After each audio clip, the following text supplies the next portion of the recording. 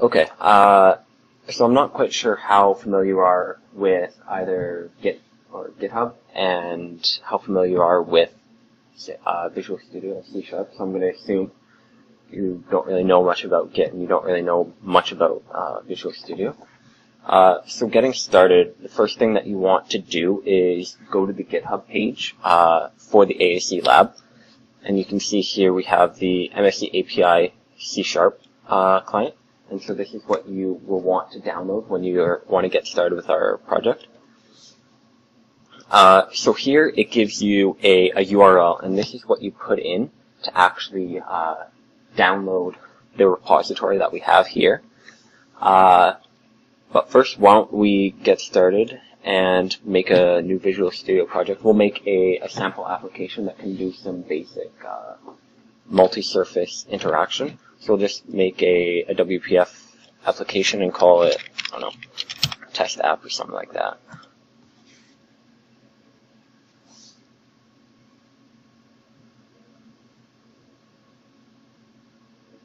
Okay, so we have our test application here. And now we want to actually download this repository into what we have. So what we're going to do is start up Git. So this is the Git shell. Git allows. Do you know a lot about Git? Or I think in your Sen Studio 1 course they taught that a little bit. Okay. So I mean, one tutorial probably can't get you a whole lot of. Because there's a lot to Git, and a lot of it just comes with just using it. So we can see here we have the test app folder right there. So why don't we just go into it? So what we want to do is make a new Git repository. What we'll do is we'll clone this MSE API repository and make it a submodule of this Git repository that we're going to be making right now. So in order to make a Git repository, we just do git init. And so it makes an empty Git repository here. So if we look in here, I guess I'll move this over here so it's recording, you can see that there's a .git folder that has a bunch of different config files. So that gets made when I ran this git init command. So what we want to do now is we want to add this here. This MSE API.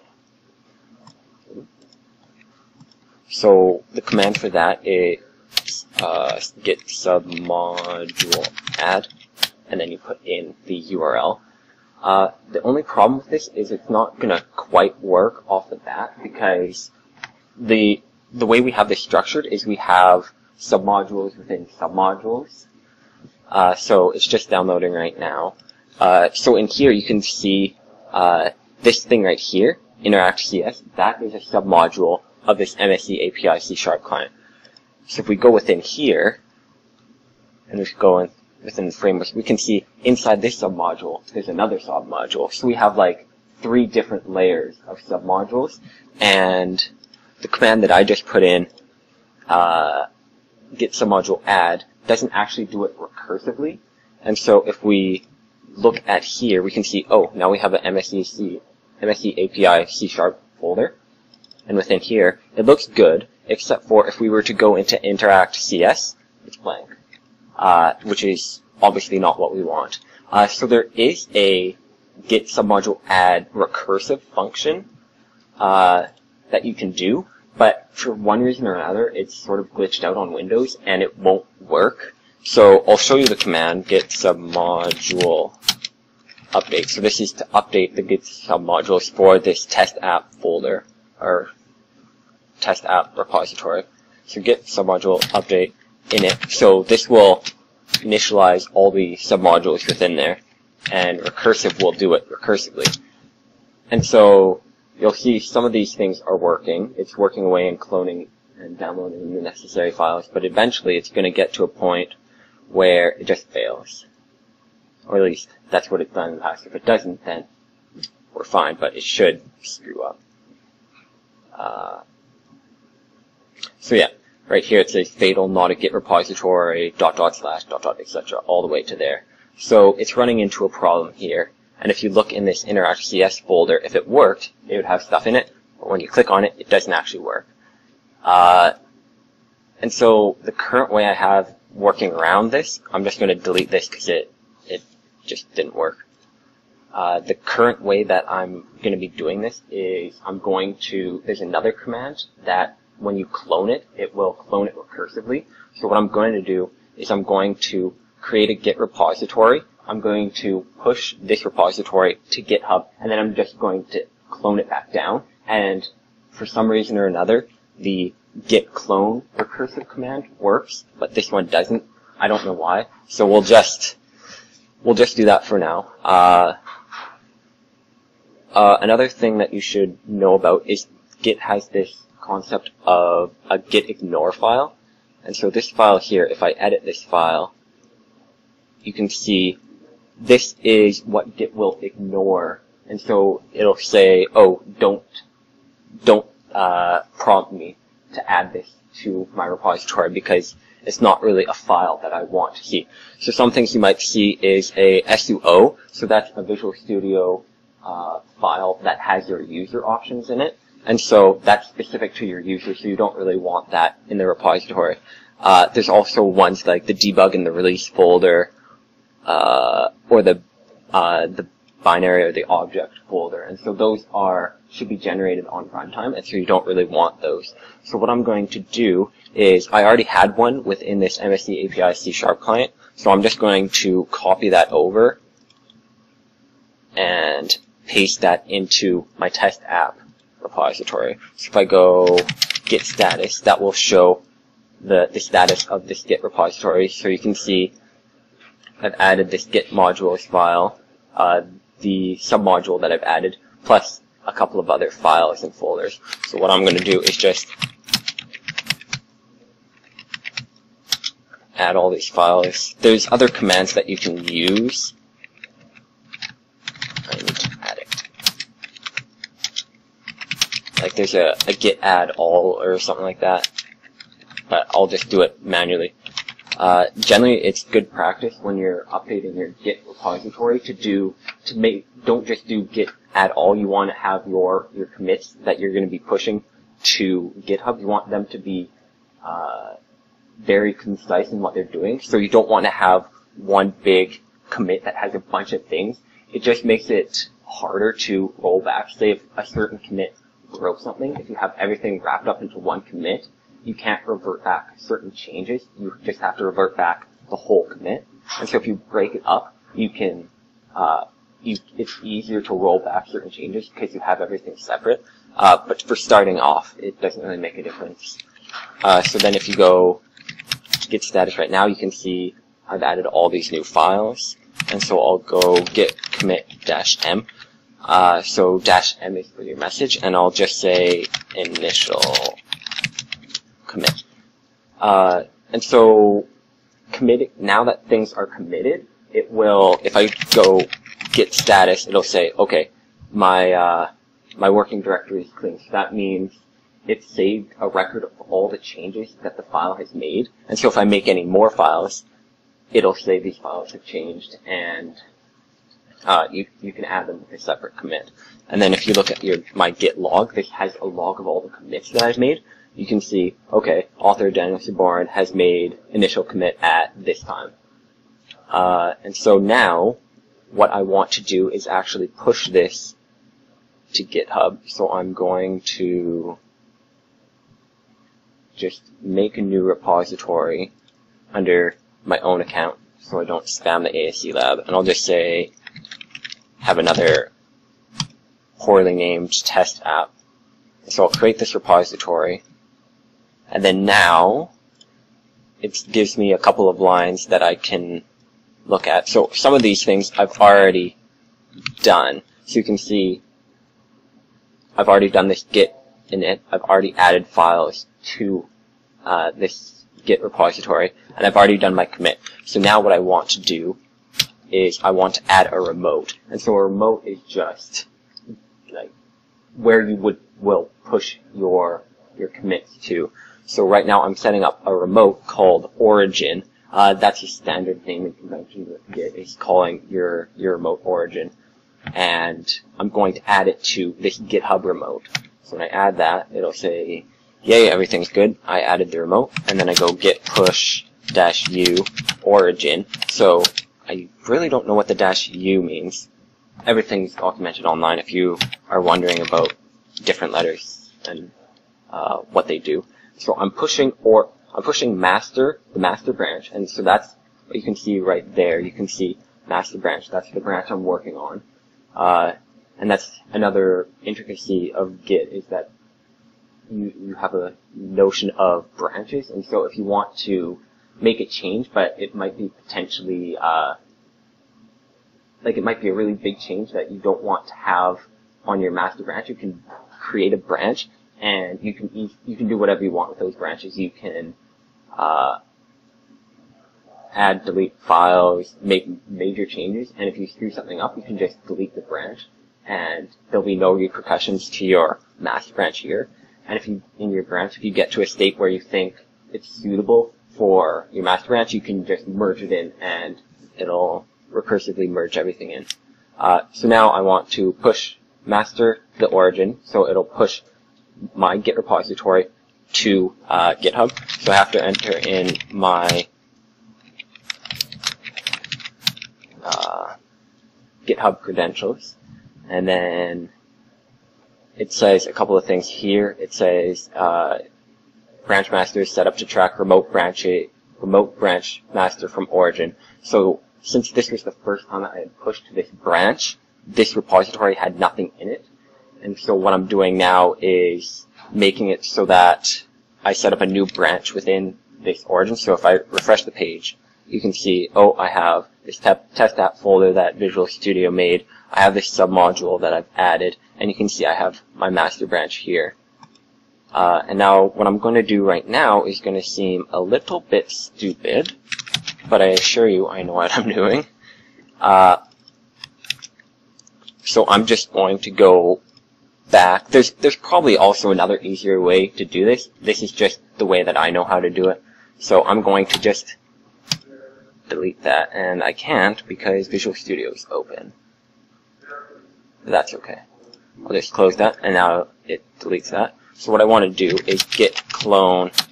So I'm cloning the link that this new repository gave me, and then what I'm adding to the end is recursive. So that means it will recursively clone down into the submodules, and for some reason it'll work and not screw up, unlike when I was adding the submodule. I don't know why. So you can see here it's cloning into MSE API. So now it's downloading everything for MSE API. Then it's going to notice, oh, MSE API has a submodule called IntAirAct, or it might pick up its other submodule. And so then it'll clone that submodule and then go all the way down to the level it needs to. So yeah, now it's IntAirAct.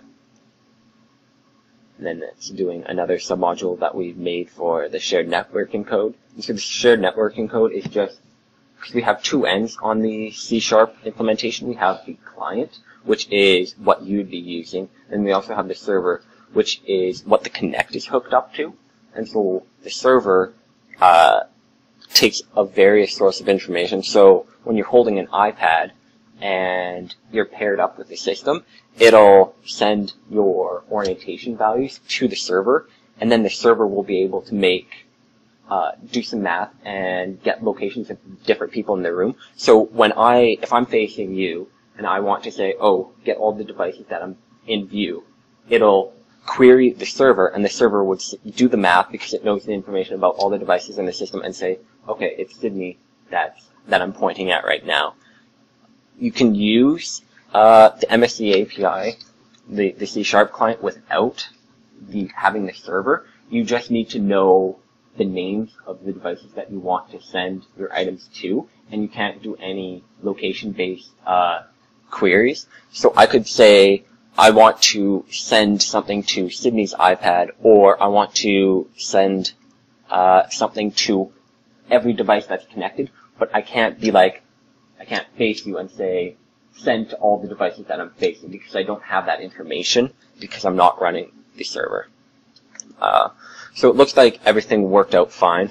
So if I look in this test app folder, you can see I have my MSE API, and then within that I have IntAirAct, and then within that I have frameworks, and so everything all the way down it's cloned properly. So that's good. And it's sort of inevitable that you'll run into submodules problem because they're meant to be very convenient to use and to sort of divide up your projects into logical groups, so you can update one and then have it, like if you have multiple people working on different things, you can have a submodule, and that means you can update things, and then once they're ready to accept the changes, they could update the submodule, and then it will, I mean, you can use regular Git for that, but it's convenient to do it this way. So now I've opened up Visual Studio, and I have this test app here, and as of right now, I don't actually have the MSE API library loaded up. So what I want to do is, first I want to enable NuGet package restore. This package restore is a thing that is built into Visual Studio that allows for users to download packages just off the web. So this is just confirming it'll add some folders and it will restore these packages on build. So if I want, I could look into, once this is finished. So it's done. So I could manage NuGet packages. And so you can say, you can search for a bunch of different things. So all these things you can just install. And say if I install this, it'll point to a certain URL or something, and it will automatically download that. So something we could have done, is have this MSE API as a NuGet package, and you could just simply search for this, like MSE API, and search for it through there. But with that, you wouldn't be able to actually see the source code behind it. And so Chris and Teddy were saying how they really want to keep it. It's better to have access to the source code itself, because if there's a problem, the developer should be smart enough to actually look into the code and be able to debug it. But it's a lot harder to debug it if you don't actually have the original source code. So that's why we decided to do it this way. But some of the submodules, the IntAirAct that we're using, IntAirAct is a device-to-device communication framework that was developed by Arlo. And so Arlo used some NuGet packages, and so we have to enable NuGet packages in order for it to actually build correctly.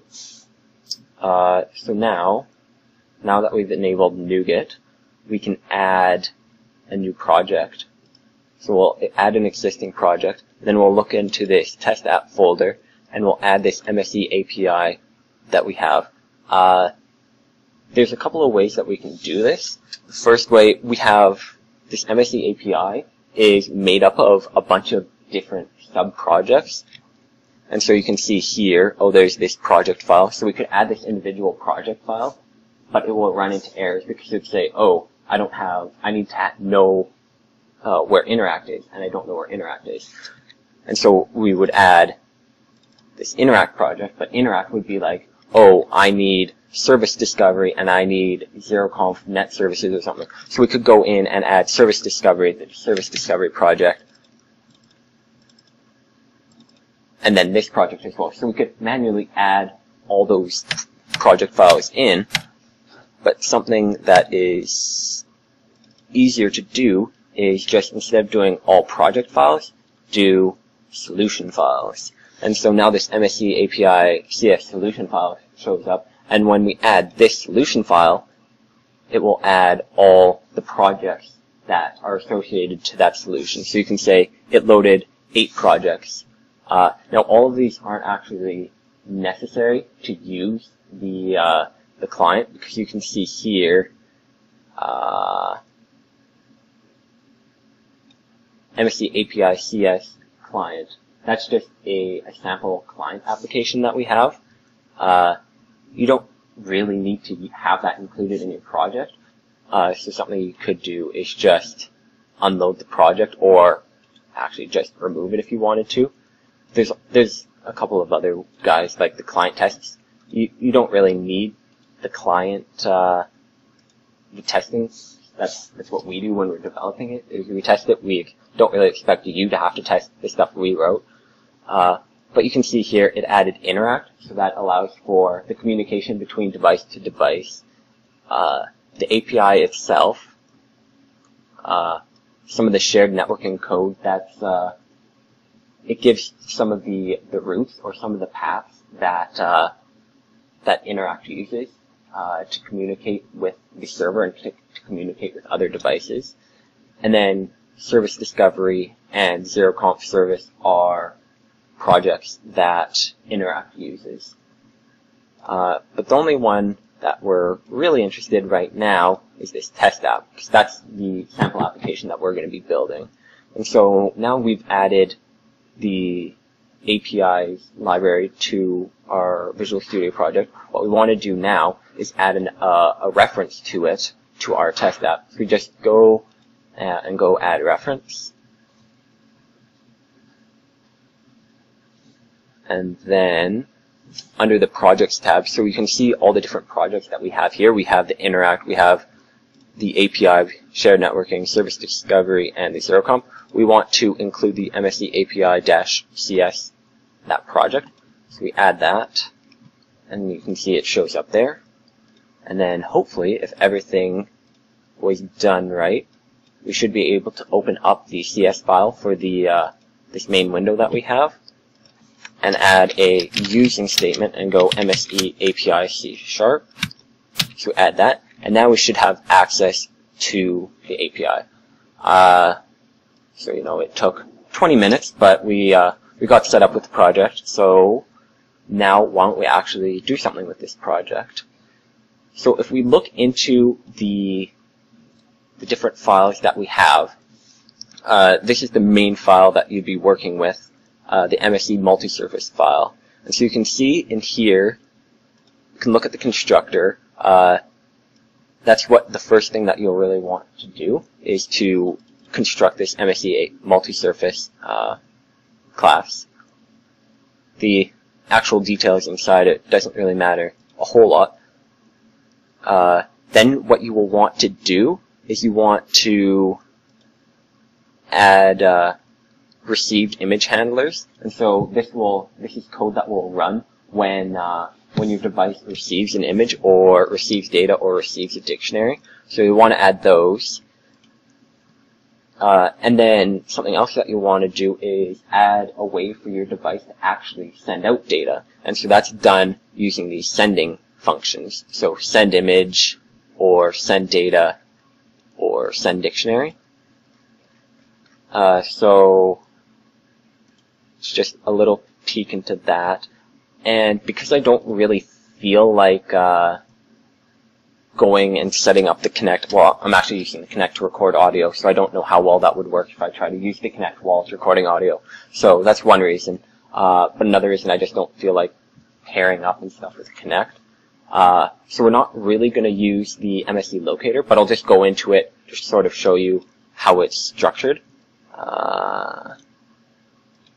So there are a couple of different methods. So all of these, everything in the MSE Locator will send a query out to the server that's running the API server, so the computer that would be hooked up to the Connect. And so this locate function, you give it a device, and it will give you all the information that's associated to it, so that it'll return. It has a MSE single device handler, so this will get called when it returns from the call. And so you can see here, this MSE single device handler will just give you back an MSE device. And so an MSE device will have a couple of different things associated to it. If I click on that, it'll have an identifier, so that's like the name of your device. So if you're using an iPad, it would be ASE Lab iPad. The orientation, that's where you're facing, your location, that's sort of XY values in the room that this device is located, and a last updated and a network device. The Network device is you can't really send information with an MSE device. That's the notion of what a device that we have created for the API. Instead, we send it using Arlo's IntAirAct framework, and so Arlo's IntAirAct framework has a notion of an IA device. So an IA device is the device that you actually use to send data to another device, and so that's what the network device is called. Is just the IA device. And so if you need to send something, you send it using the network device. But that was a little bit of a tangent. So this locate function, you give it a device and it will give back the device with completed information. So if it has it, it'll give you the orientation of that device. It'll give you the location and stuff like that. And then there's a get devices in system. This is something that you call the server, and then it'll give you back all the devices that it recognizes in the server. So this doesn't have, these two functions don't have any, can't remember the word, but just, it has no location associated to it. And so it'll pick up this device even if it's not in front of you, if it's not in view of the Connect. And this one will pick up all the devices even if you're not paired, as long as it's registered within the server. So this will give you back, it'll call this MSE device collection handler when it succeeds. And you can see here that it's the same thing as a single device handler, only it gives you a list of MSE devices instead of a single one. And the rest of these are fairly self-explanatory. And so what this one will do is it will get devices in view. So it'll get, you have to be paired within the system, and you'll get all the devices in view. And it'll give you back a list of all the devices. Get nearest device will do the same thing. It'll give you the one that's closest to you. And then there's a couple of range functions. And so for these, you have to input a range in meters. So you can say, I want to get all devices that are within 5 feet of me. And so you call that, and it'll give you back all the devices that are within you. And similar to this one, get nearest device in range. It'll give you the closest device that is within a certain range. But I'm not going to use this right now because I don't want to set up the Connect. So I'll just wanted to show that to you because that's something that you will be using those functions. Actually, maybe not. Depending on how the project goes, because the C# will be the tabletop, and your iPads will be the ones that have the orientation value associated to them. But there's similar function calls within the iOS implementation. We tried to make it so that the function names are exactly the same, or at least similar enough that it would be, you should be able to pick up one, learn one, and be able to use the other one, assuming you know the language. You should be able to use the other side of the API just as well. So yeah, why don't we go back to actually starting making our client app. So I'll just open up this main window here, and what I want to do is, I don't know if this is completely necessary, but I like to do it whenever the window is completely loaded, then I'll run these functions. And so I'm just making an event handler, so this will run whenever this window is loaded. So what I'll want to do is, within here, I want to make a publicly available instance of the MSE multi-surface. So if I go MSE multi-surface here, and I'll just call it MSE. So now I'll have access to this anywhere in this file. And then on this window loaded, I will just instantiate it. So I'll go MSE is equal to new MSE multi-surface. So then that instantiates it, and then in MSE there's a function called start, and it does pretty much what you expect it to do. It'll start everything up, and it'll start broadcasting itself within the network. And if you have image or data receive handlers, it'll start. It can be sent stuff, and it can also start receiving stuff. Or that's the same thing. You can receive stuff, and you can also send stuff. Two words for the same thing. And so now what we should do is, how about we make like a button or something that will allow us to send some data. So it's thinking for some reason. Are you good? Okay, you're good. So why don't we just make a button, and we'll say the name is, these are terrible names, but so then I forget what it is. Is it content? Yeah, content is equal to click me. So why don't we also change this to a canvas just to make things look nicer.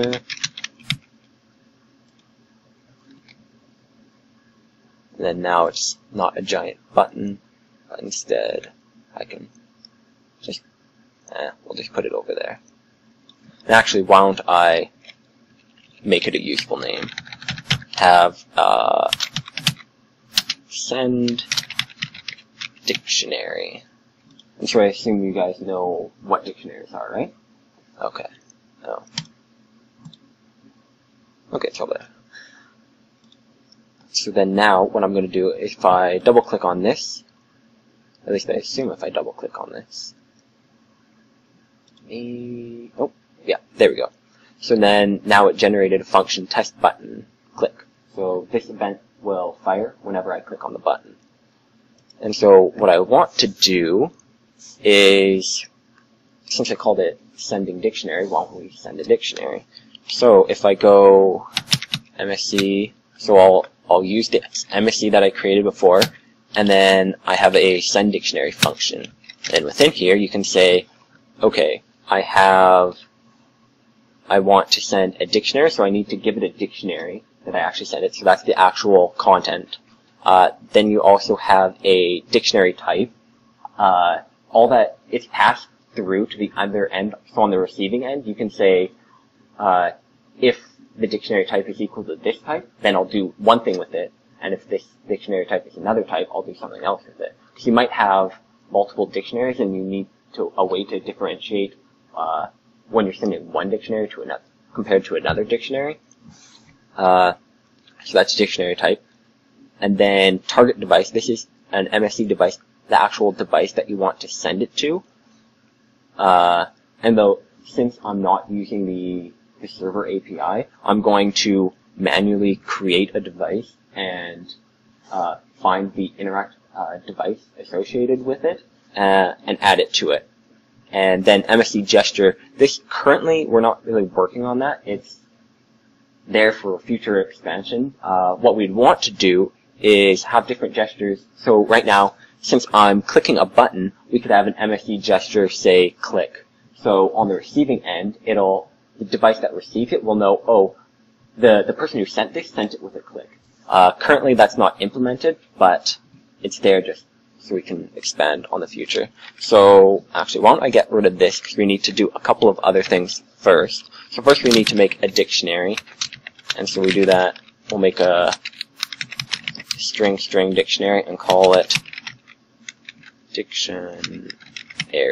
A very nice name for dictionary. So then we made this dictionary. And then why don't we just add some things to it?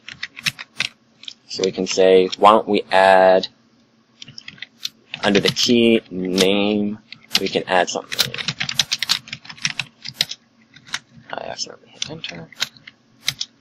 And we can add one other thing. Dictionary add. I don't really know. What else can I add to my location? You can say University of Calgary. So we'll add those two things to the dictionary. And then now what we want to do is we want to actually create our MSE device. And one thing I think we'll need to do first is import something else, MSE.models. And so if you look under here, under the MSE API, you can see when I used this previous using statement there, it looked at this and it imported this locator function and it imported multi-surface and this util function, but it didn't actually do anything with this models folder. Within this models, we have our notion of gestures and our MSE device. So by adding that, it just makes it so we have access to this MSE device here, because we're going to manually create this MSE device. Normally what would happen is you would query the server and say, get all devices in view, and in the callback, it would give a list of devices, and then from there, you would actually send it to all those devices that you received back from the server. But since we're not using the server, we're just doing this manually. So we'll make a new MSE device.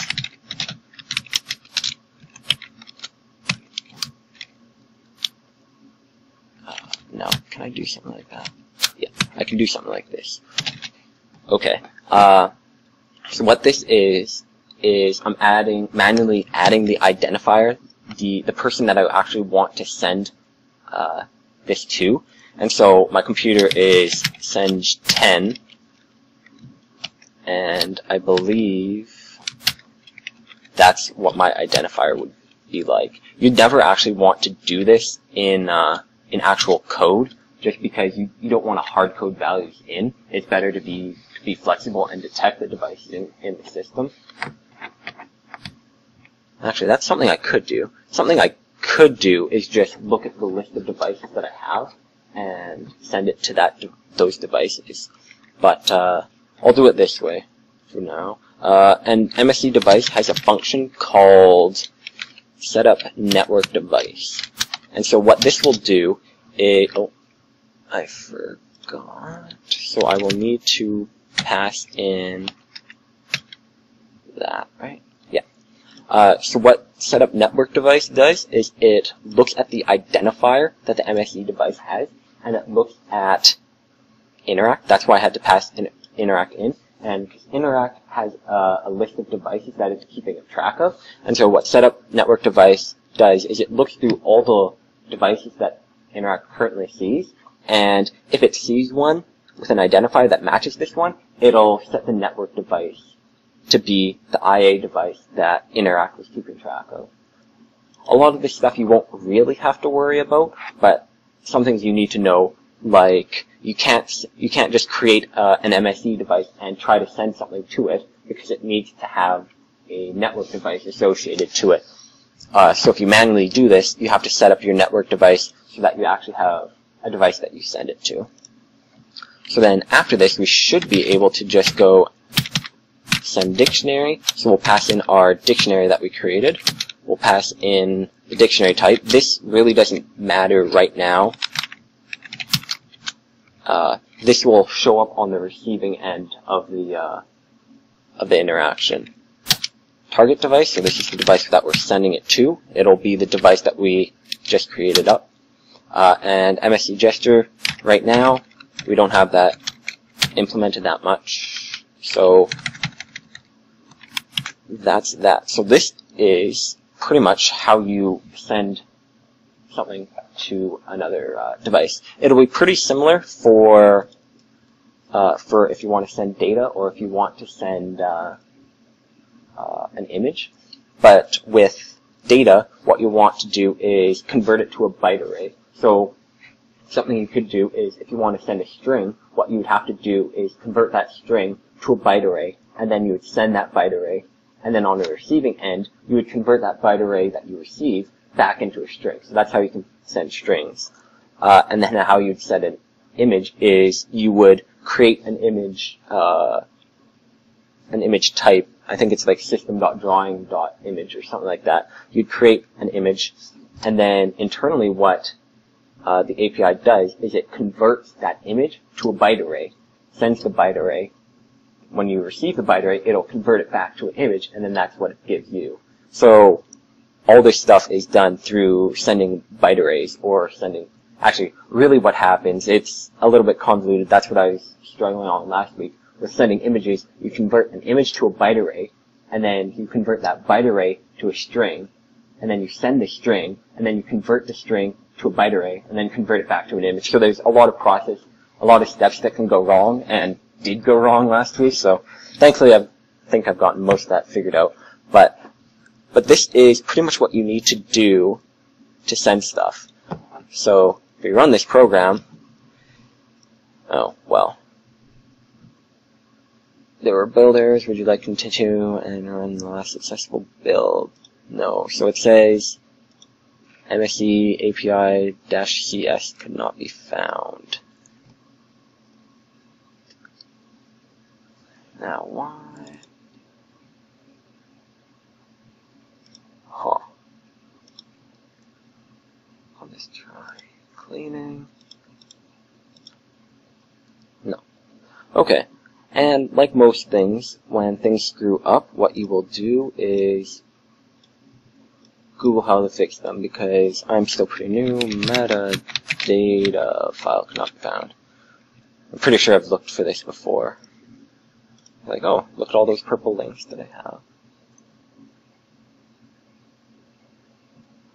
So yeah, on this one it said, look at your build/configuration manager for each project. And then it says, oh, this is where you can find it.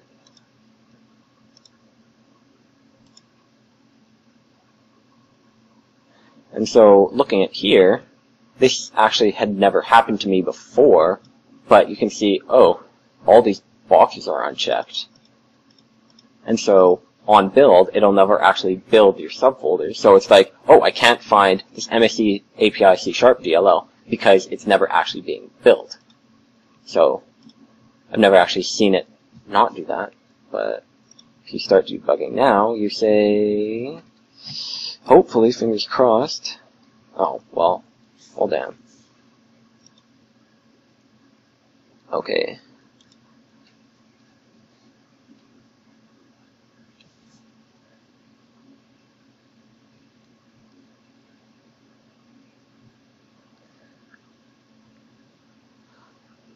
Okay, so something I will try, because it's saying it's missing a reference. And it's missing it on line 50, column 110, so that's right there, I think. So, I didn't think we had to do this, but I guess we might have. We might also need to add a reference to IntAirAct in here. And so now I added a reference to the project. And now, third time's the charm, hopefully, it builds correctly. And it looked like it did. So you can say, we have our main window with the send dictionary button. If we click this button, nothing happens. And that's fine, because we sent it to a device that doesn't actually exist yet. So now, what we should do is add some code for actually receiving a dictionary. And so what we do, this is done within, it's after we actually instantiate it, but before we actually start it. What we want to do is, there's two different ways you can do it. You have direct access to the actual list of handlers. So something we could do is dictionary handler, .add, something like that, and then add a dictionary handler. Or there's also a function called add dictionary handler. If you look in the actual code itself,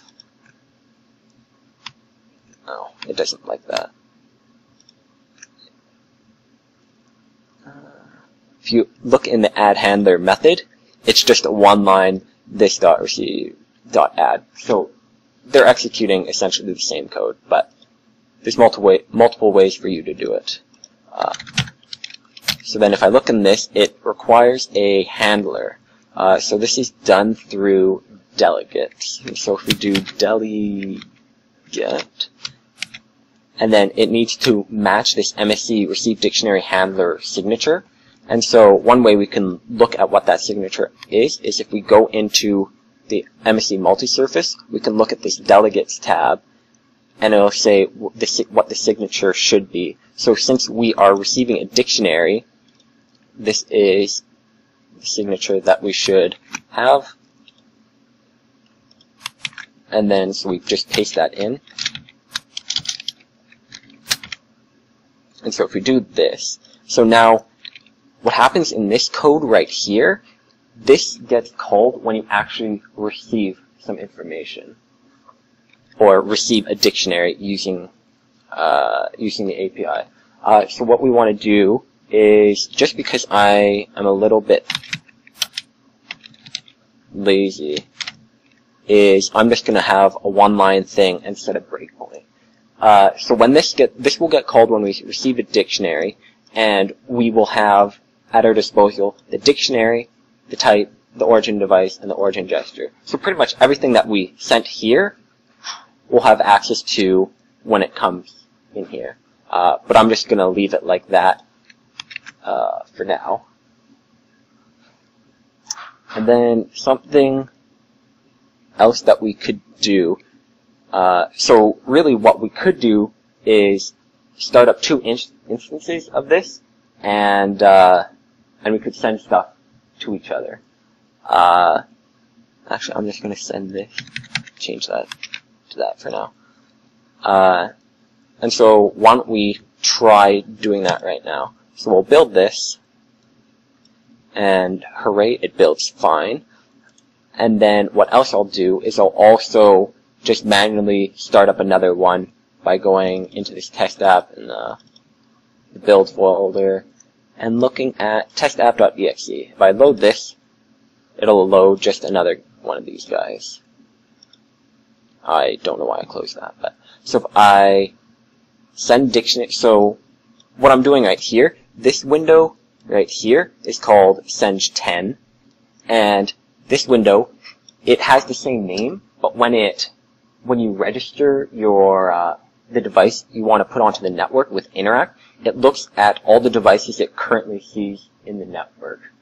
And if you have a duplicate name, it just adds parentheses and a 1 to it. And then if there's another duplicate, it'll add like a 2 to it. So it'll increment upwards. So this guy should be called send10, and this guy here should be called send10 parentheses 1. Now I realize since I changed this, I could just click send dictionary. So we'll see if that works. So if I click send dictionary, we hit this breakpoint here. So what happens is, what I should see is this dictionary should have two entries, name, Daniel Born, location, University of Calgary, with a dictionary type of test type, and this origin device and origin gesture. The origin gesture will be null. So if I look at here, I can see, oh, I received a dictionary of count 2, name, Daniel Born, location, University of Calgary, and then dictionary type of test type.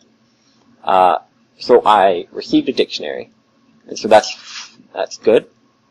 And just to prove that it works within having a separate window, if I click send dictionary here, this is a separate instance of this guy. It should still send it to this window here. So I hit send dictionary, I should still hit this breakpoint, and you can see I got the same thing. So great, we got that working. But we could make it look a little bit nicer, so why don't we add just a simple text box or something like that. So we can go add a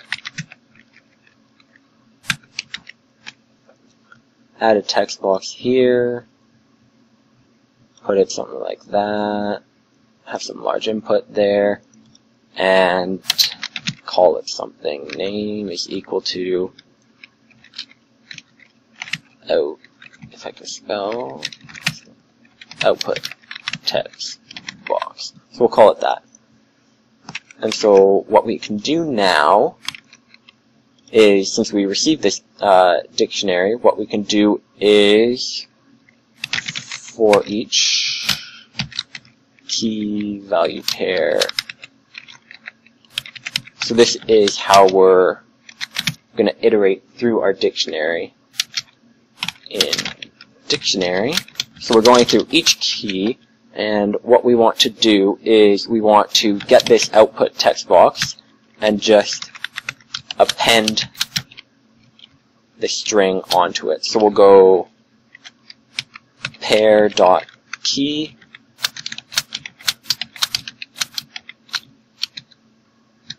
plus pair.value. So what this should do is it will, for every key that you have, or key value pair that you have in the dictionary, it'll add that string onto output text box. Now if I run this, I'm going to run into a problem, I think.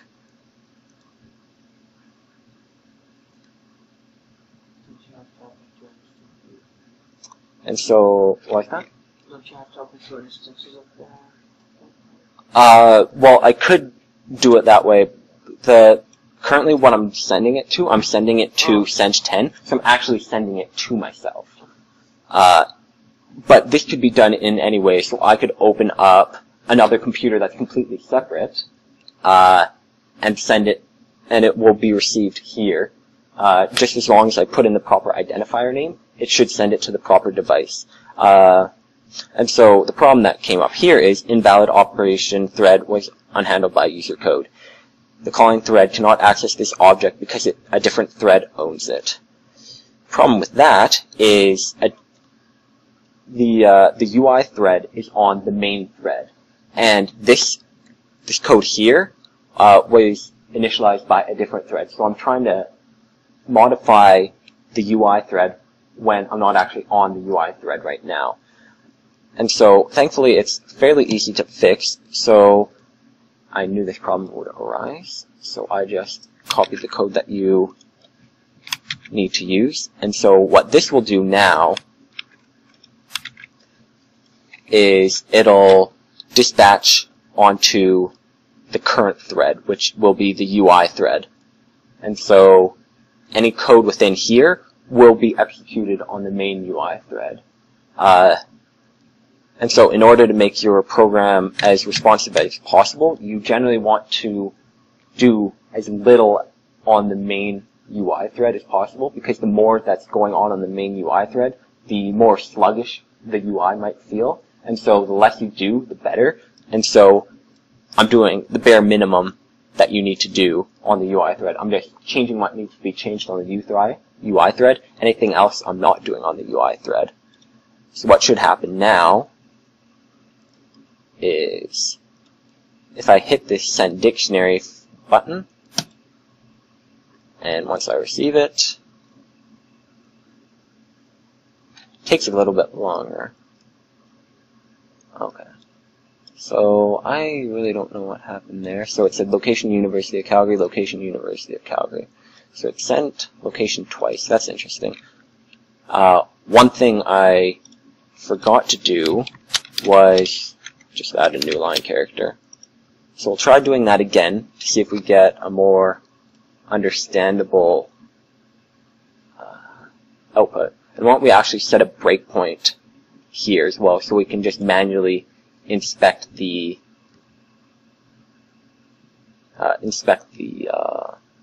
output of the dictionary.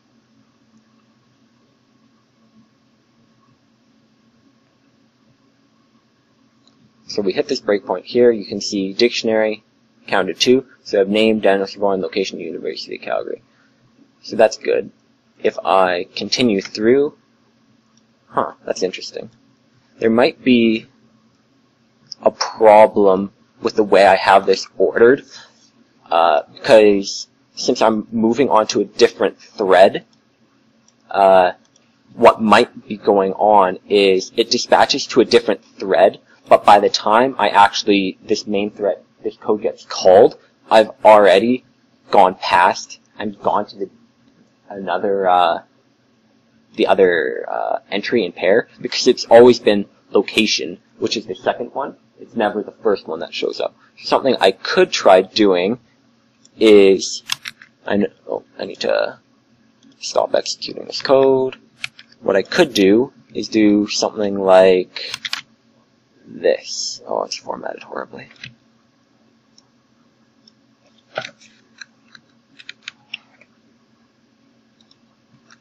Thinking about this, this probably wasn't the smartest way to do things, but I'll see if I can fix it from here. Am I having an extra brace or something? Maybe. You know what, I'll do it the way it should be done.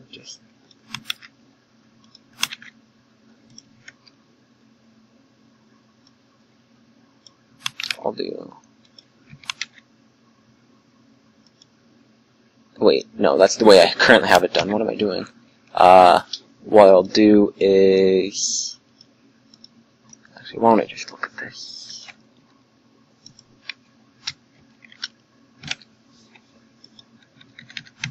Actually, I think that's good. Almost. Not quite. What does it look like? It doesn't look that. But it does want that. It's expecting an end brace. Oh, like these guys? No, I think these guys are for this outer add dictionary handler. So I think that these guys line up with these guys, and then what I want is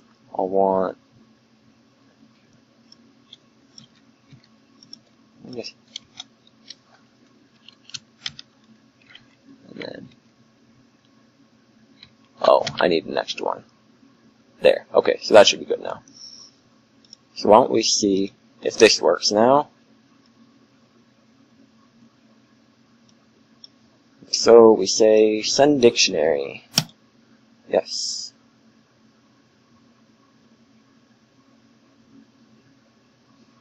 And now we see named underscore and location University of Calgary. Doesn't really seem as impressive when I'm sending it to myself, but I assure you it works when you send through an actual network hop. So if I have a separate device running the same program, I could receive this stuff here. So I could do something like that. Well, why is it too slow? You would think. I think there might be something with the underlying IntAirAct sending code, because it gets sent out pretty quickly. It's just there's a little bit of latency between when you send it. 'Cause you send it out really quickly, and then for some reason it just takes a little bit longer to get picked up. I'm not entirely sure why that is. You would think for a small dictionary like this, it would send it really quickly. I'm not entirely sure why it doesn't, but it's certainly something that you would want to see be more instantaneous. Like when I was working on the other project, and I was sending dictionaries, and it was, as soon as I sent it, it showed up on the other device, and that was using the iOS version of the API. And so maybe the iOS side is, for one reason or another, better optimized, or it could be the very underlying thing that's powering all of this is something called Zircon, which is also used by, or made better aware by Bonjour, which you may have heard of. It's published by Apple, and it's what Apple uses if you want to share your iTunes library with other people in your network or something like that. So it could be that the very fundamental thing, Bonjour, is, developed by Apple, so you'd think it would be better optimized for iOS devices. So it could be the very fundamental things that we're working off of just works better on iOS. It could be other things. It's sort of hard to tell, especially when you don't exactly have time to really dig deep and investigate those things. if we had a lot more time, we would want it to be, we send the dictionary, especially a dictionary this size, and you get it right away. But as of right now, I guess that's not really how it works. So yeah, that's pretty basic stuff. There's a couple of things that we should be aware of when using this API. The first thing is it's pretty finicky, and hey, I was thinking. okay, and so it's pretty finicky, and so first thing you need to be on the same Wi-Fi network.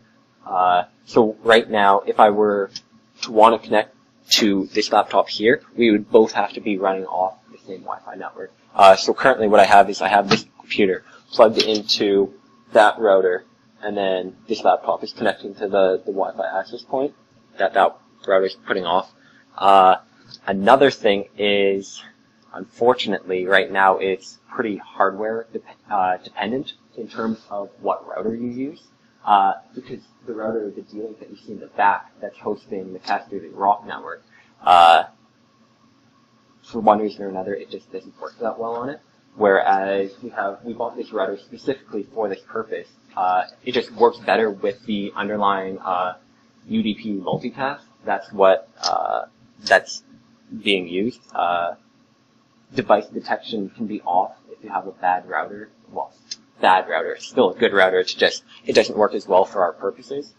So there's a couple of things that just form issues with using the API. But once you actually get it working, it's once you get past the finicky parts, it's pretty good to use. You use pretty much 6 different functions, and you'll be able to send images or send dictionaries to different devices. So I'd imagine the thing that you would probably use the most would be sending dictionaries, because it's the most versatile. But really, you can send anything with being able to send data or send images or sending dictionaries.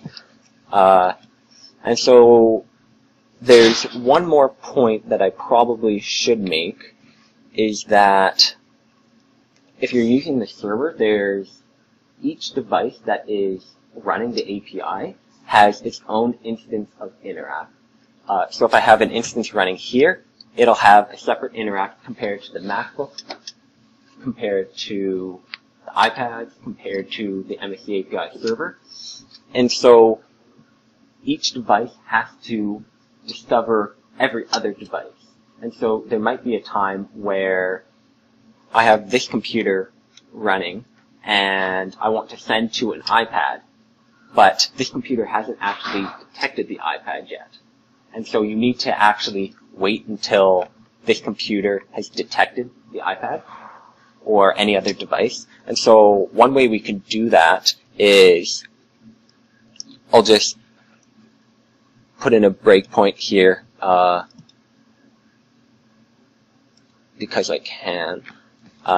If I load up another instance of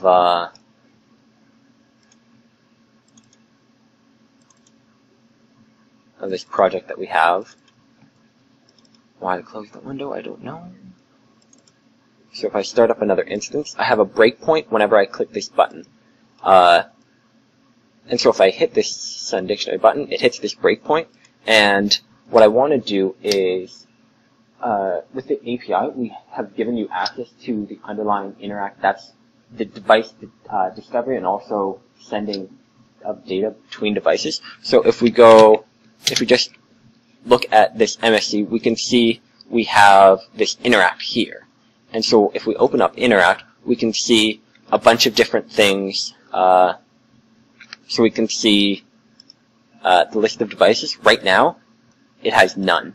So even though I'm running 2 instances of this guy, I haven't actually detected the other instance that's running. And so that could be a problem sometimes, because you might run into the case where you try to send to something, but your IntAirAct actually hasn't actually picked up the other device. So something that you would probably also want to do is, IntAirAct has event handlers for device found and device lost. So you can use those to your advantage. So you can maybe display text whenever you have picked up another device. And so that would, I believe, also be done here. So I could go MSE.IntAirAct. So this is tapping into device-to-device discovery. And if I say device found, and so I want to add a, actually, why don't I just, I'll do it the easy way. There. So this is the easier way to do it. You can do things a little bit differently with delegates, but right now, so this function will be called whenever I find a new device. And so hopefully that's done as soon as possible when you find each other devices. So what I want to do is I want to do something fairly similar. Is I'll just append to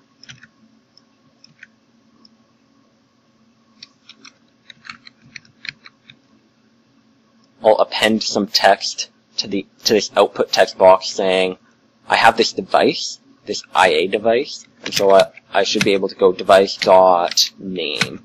So I will append some string. It'll be like found.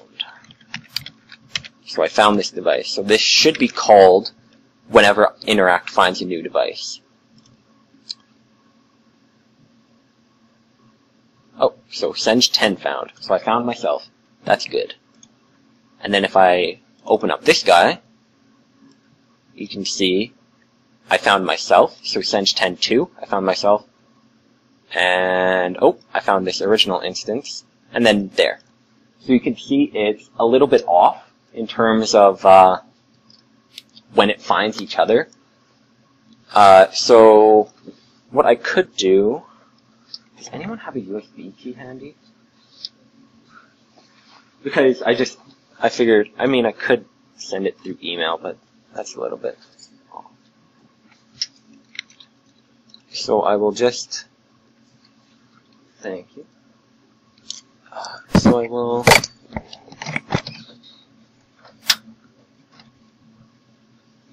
although it's probably not the best for screen recording to really be able to see this, but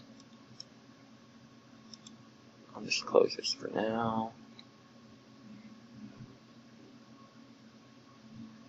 And then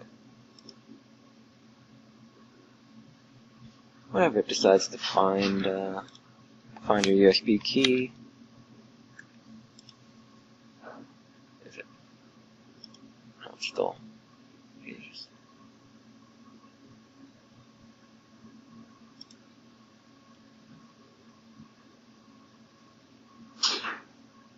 Oh, the wonders of installing drivers.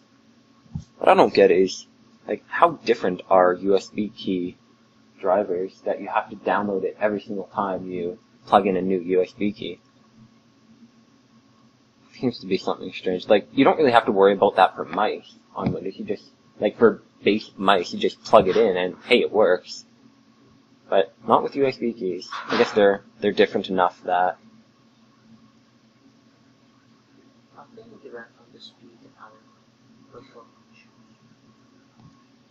it might be that the USB drive actually has to send the driver. I don't know. I don't know enough about drivers to really.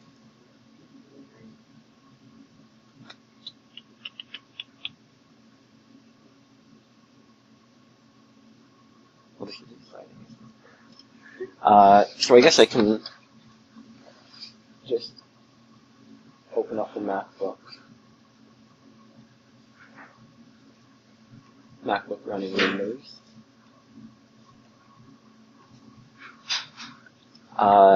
And so another thing on the same topic of it being a little bit finicky is the fact that you also have to worry about firewalls. And so you have to allow, right now I just have the firewall disabled, so you can see, oh, turn on your firewall because I have it disabled.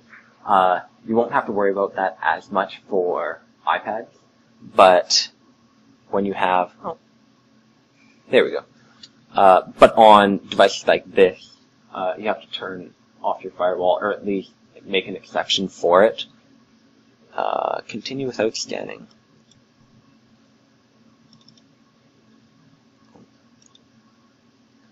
So many files. So if I paste in, wait, what am I copying?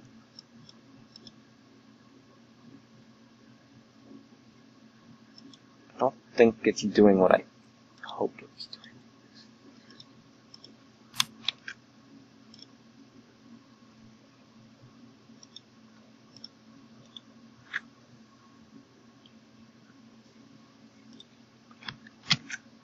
There we go. Okay.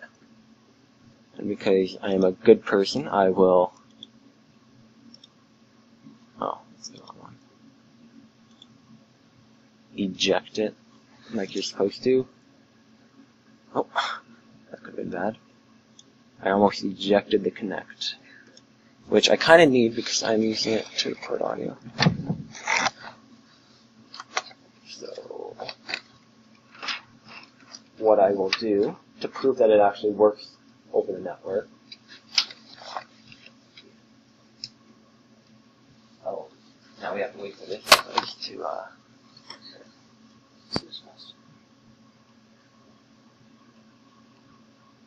yeah.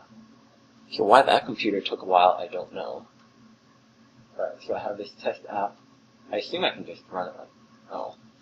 Well, that's lovely. Why did it do that?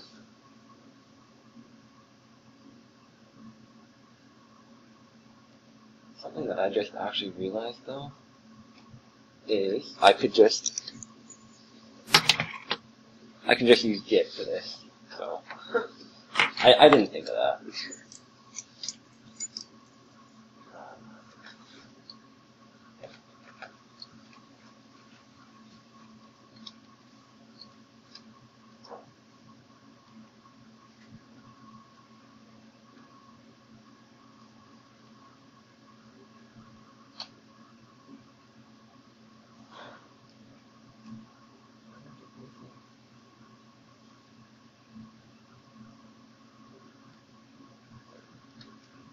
So what I can do is git clone.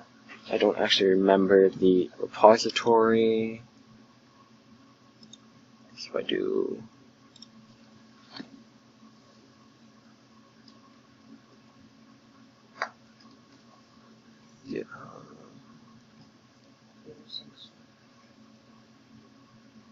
oh, do I need? Yeah.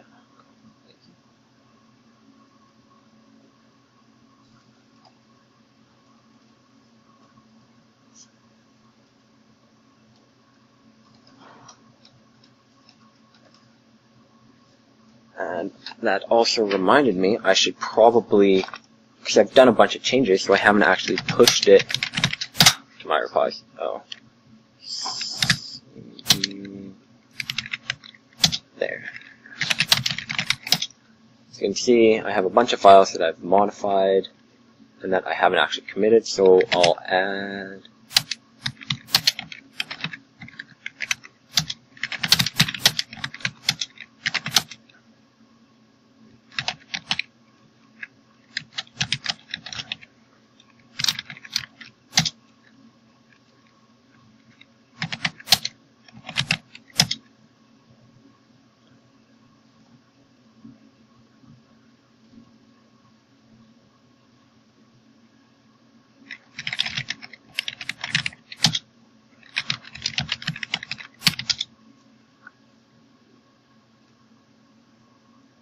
I'm probably safe to end the screen record because I won't be doing as interesting of stuff.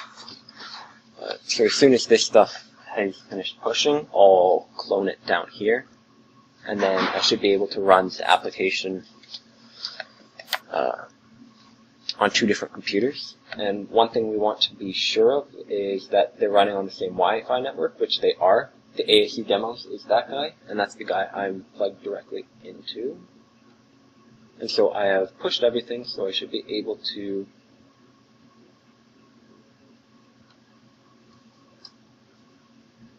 I don't know if it's thinking. Oh, there we go.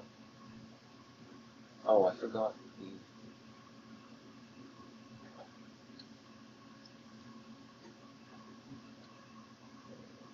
the end quotation marks. There we go. So I'll be cloning that. And so what should happen is, once it's finished cloning, I'll be able to open up this project and pretty much do the same thing that I'm doing on here, just sort of proving I can go from one device to a different device.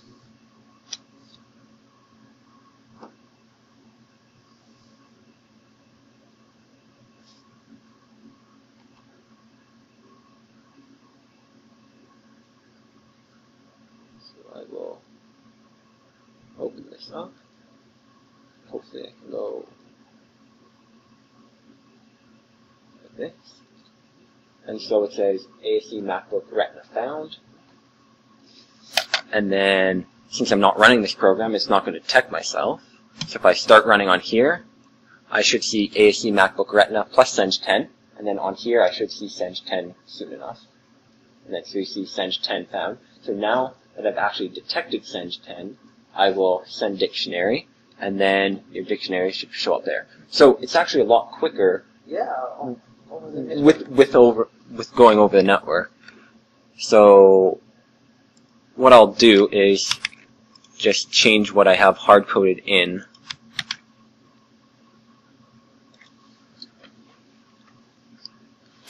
So then once this loads up and I actually detect the MacBook, so I detected the MacBook, so I should be able to go and send the dictionary over there. Yeah. So you can see dictionary's there. And then if I send it back, it'll send it back. So for some reason or another, it works better when you go over the network. I don't know. But yeah. Oh no, that's I thought because it went and brought it back. Well, it's little for itself. No, it's yeah, the only issue is I remember Patrick saying something about the underlying stuff that IntAirAct uses. It uses a singleton, so it has a bunch of different things use this one class that it makes, and it'll only instantiate that class once. So even if you instantiate IntAirAct more than one time, all instances of IntAirAct will share the same one. So we're instantiating multiple instances of MSE and multiple instances of IntAirAct, but those two IntAirActs might still use the same one. I don't know. I'm just sort of guessing right now. But yeah, that's the basics of the API. You usually wouldn't do it the way that I've done it with hard coding in the device name. Usually what you would do is you would use your locator functions, but as of me being lazy, not wanting to set that up, that's why it's like this right now. But it should be just as easy to what you would do. Yeah, I guess what I could do something. Oh, I need to add that. So just. How are you using IntAirAct exactly? Multiple running on the same system. I haven't really dealt with testing and stuff. I mean, like, how are you actually doing it though? Like, do you have separate programs, or are you within the same program? When I was sending it to myself, I was just going into the build folder and just loading the executable multiple times in order to load up multiple copies of IntAirAct. Okay, that should be fine. It's only when you've got multiple instances of IntAirAct in the same process. So okay. That's when it gets into trouble. Because, yeah, the cross processes, you have separate space for variables, for namespaces, calls. Okay, so it's only when you have it within the same program that runs into issues. Yes. So really, you shouldn't have to worry about that, except if you're testing and have to have multiple instances of the IntAirAct or the MSE API running. Yeah, it has to do with the dependency that IntAirAct has called Nancy. It's a library for doing REST communication. And what does it do exactly? It doesn't store. You don't get a reference from it directly. Instead, you look up the reference to the Nancy module, which is the entity that handles your requests by type. So if you register multiple interacts by type with this thing, it will never return one of them. It's a really stupid design. But that's what you have to deal with now. Yeah. There is a way to make it, instead of just querying by type, you can make it, you can assign a key and type, and use it in the dictionary. There was some problem when I tried to set interact flows to work that way. And it was going to require like a serious re-engineering of interact to get it to work. So, still, it's a pretty rare thing that you need multiple copies of it in one application. You need it for tests. Yeah. Thank you for your expertise, Patrick. Thanks for my painful experience. Yeah. And so I guess I could show you, I won't have it actually up and running, but I could show you what you need to do. If you guys still have time. Oh, it's 2 o'clock. Was it Ross who said you could only go until 2 o'clock? I forget. What time are you guys free until? I'm free until 3. You're free until 3? Okay. This should only take like 5 minutes. I know it's been an hour and 20 minutes, but so if you wanted to actually query the locator function, like to actually call the server, to see if you want, like if you're only sent to devices in view, yeah, why don't we do this? We'll only send to devices in view. We won't actually witness it working, but we'll sort of set it up. So we call through MSE, and then within that we have a locator. And so the locator is where all the location-based functions are located. Try saying that 5 times fast, locator function. And then there's a bunch of these functions that we had seen before. So we can say get devices in view. That sounds like the one we want to use. And then what we have is we have a MSE device collection handler and a failure handler. And so this will get called the success one, as the name says, will be called when the callback's successful, and the failure one, which I haven't seen yet, thankfully, will get called when the call doesn't work. And so what we can do is, if we look into the locator, we can see what the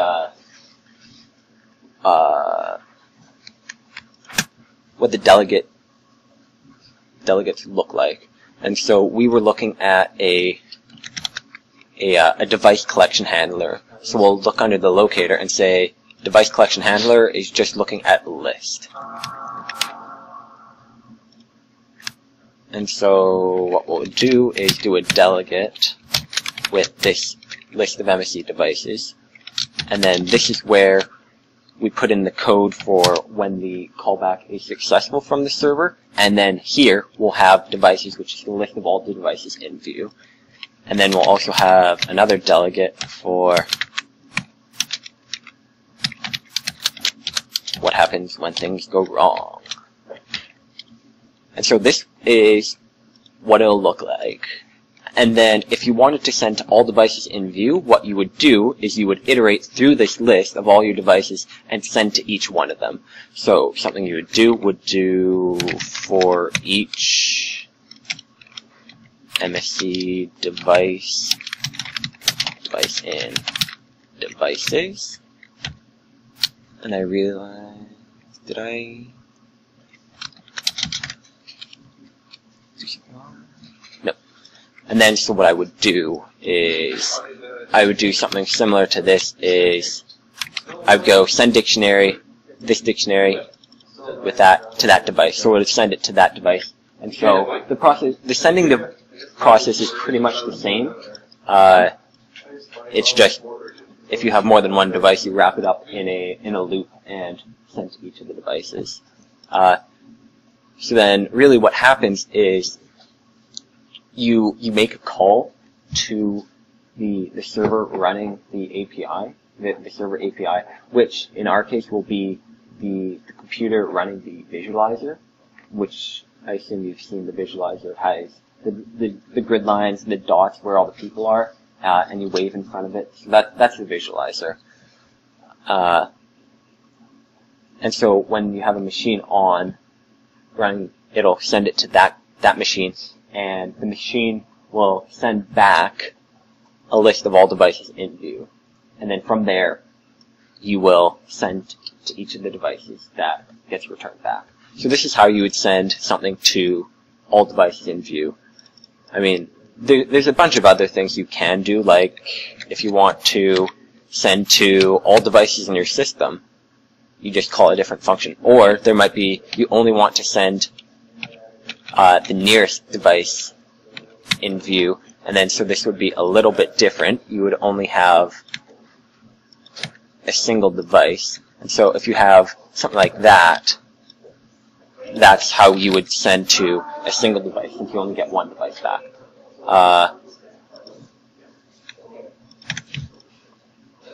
And so that's how that would work. That's pretty much it. If you guys have any questions with the API, I'll still be working on it, so I'll be able to answer your questions. Is there any questions right now, something you don't fully understand? I will, because I've been capturing this, and how nice is that? An hour-and-a-half video is only 440 megabytes. In comparison to some other screen capture software like Fraps, like a minute is like a gigabyte or something like that. It's like on full quality, it's pretty ridiculous, the size, but an hour, no problem. The only issue is I wanted to record, because there's a reason why I have sound recorder going alongside, this is expression encoder, screen capture, and for some reason, it kept crashing whenever I was selecting the Connect USB audio. But it works fine if I just record them separately, so I'm going to have to, I record them separately and put them together. But yeah, that's the API. This video will be, whenever I get around to actually finishing it, it'll be, I'll just put it up on the, the MSE API repository, and we can, if you don't have GitHub accounts, we can set you up with GitHub accounts and add you to the ASE group that we have. Okay. Yeah, but do we have access to that once we have the GitHub account? Or? Well, right now, the way it is you have to be within the organization in order to push to any of the ASE Lab repositories, but I'm an administrator, well, I've made everyone who's part of the ASE that has the GitHub account, I've made them all administrators, so everyone should be able to add you to the group. And so if you're not part of the ASE group, you can clone and download this file, but you just can't push and update anything. So that's pretty much it. So how is view defined? Like if I put in iData, I want to see the other devices in my view. Does that mean the ones that I'm facing, or anything? Well, we have, I'm sure you know what field of view is. We have a certain hard-coded in value of what we think a device's field of view should be. If you're saying I'm holding this device, I could actually probably look up what we have default. I think it's by default, like, actually, Patrick, do you know off the top of your head what we have default for field of view? 25 degrees, I think. 25? Okay. So 25 degrees, whatever that is. And so if I'm holding my device, whatever we have the orientation set to, it'll only send, so if I'm facing Sydney, if I'm like this, I won't pick Sydney up. If I'm like this, I'll pick Sydney up. If I'm like this, it's sort of borderline. It can be increased or decreased, sort of as necessary. But we have a field of view associated to each device. And so it's not like, because Sydney's sitting right there, and according to the visualizer, she's just a dot at, position 2, or something like that. And so she doesn't have any width associated to her. And so if Sydney's dot is within the field of view, it'll return. It's definitely not the optimal way of doing it. We kind of, when we were building it, we sort of had a spatial API that someone else was writing for us. It turned out to be just a complete garbage. Couldn't be used. So Patrick had to take a month upon a couple of days. ultimately we're going to move, I think we'll probably end up moving more towards a system where we basically fire array, and we see whether, and then every object in the room will have a dimension, and we'll see if it intersected and where. Yeah, just not really. So we'll probably have to modify slightly how it works, but I think that system makes more sense. It just wasn't enough time. Yeah. A lot of things. I apologize. I apologize for a lot of things in the API, but that is one of the biggest ones. There's a lot of things, like with anything, you have time constraints, and you have to make choices based on the amount of time that you have, and that's just sort of a choice that we made and what we could come up with given the time limit. So it's probably not the optimal way, but that's how it works. And so, any other questions about anything? I'm sure questions will come up because there'll be there's plenty of things. So yeah, I could keep this. I can keep this repository of the sample app up, but we also do have a test app within the. That's this MSE API-CS client here. So if I reload that guy and you look at him, you can see, oh, I have a bunch of different buttons, and the contents of these would be similar to what we have here. And so you can see, oh, I'm sending a dictionary, so I make the dictionary, I do the same sort of thing, I set up a network device, and then I send it. So this is part of the API. It will come with the API for the repository. And like if you forget what this line is for updating something on the main UI thread, it's right there and easy enough to just look up. Or if you forget how to hook into IntAirAct to see when a device has been found. And there's a similar one for when a device is lost, which can also be useful. A lot of this stuff you should be able to get from the sample application. But if you have any questions, I'll be here, eager to answer any questions you might have. So, very eager. And if you have any bug reports, those go to Chris.